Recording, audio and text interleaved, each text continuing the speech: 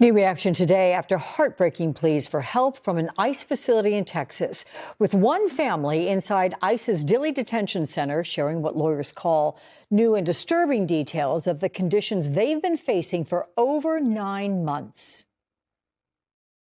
This place is both mentally and physically devastating for all human beings, but especially for children.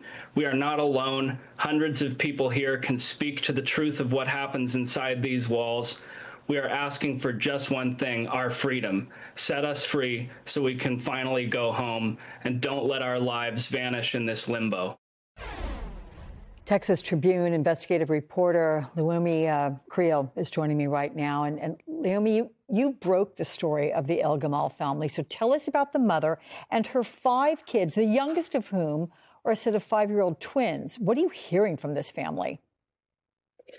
Yeah, so the El Gamal family is from Egypt. The mother said that she met her husband there in an arranged marriage, didn't know him at all, and they quickly had 5 children, came to the U.S. on a tourist visa and overstayed.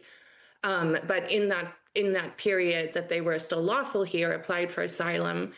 Then last June, the father was arrested and charged with more than 100 charges related to a really devastating incident in which he attacked mostly Jewish protesters outside in Colorado, killing an 81-year-old woman and wounding more than 24 protesters.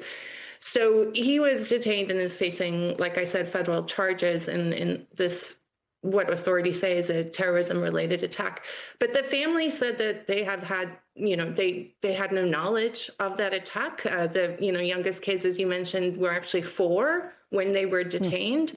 And they said, they barely knew their father. He was working as a food delivery driver and was only home maybe once or twice a week. So they argue that, they had no knowledge of the crime and that they're being detained now, for more than 9 months, purely for their relation to their father.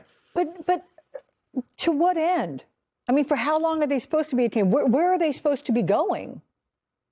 Well, so immigration judges have argued that they should be released. They actually have a pretty big community in Colorado Springs that have said that they would, help take in this family, raise more than $100,000 for them, and kind of petitioned in their support.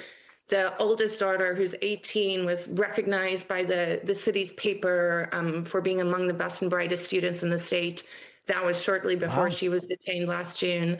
The Trump administration is arguing and continues to argue that they may have some involvement in the attack, even as the whole family, maintains, including like I said, the 5-year-old twins, that they had no knowledge of it. And in fact, they haven't even spoken to their father since this occurred. So, Leiomy, what are the prospects for release? Well, like I said, immigration judges have ruled that they should be released. They are not accused, actually, of any crimes, right? Rather than just this is a civil deportation proceeding here. But the administration continues to appeal it. So I think, that's why these children in some of these really heartbreaking letters that your viewers saw, are appealing to Congress for help and to the public, because immigration law is under the courts, but it can be appealed by the Trump administration, which is what they're doing in this case. Yeah, quite a story. We're going to keep following it. Leiomy Creel, thank you so much from the Texas Tribune.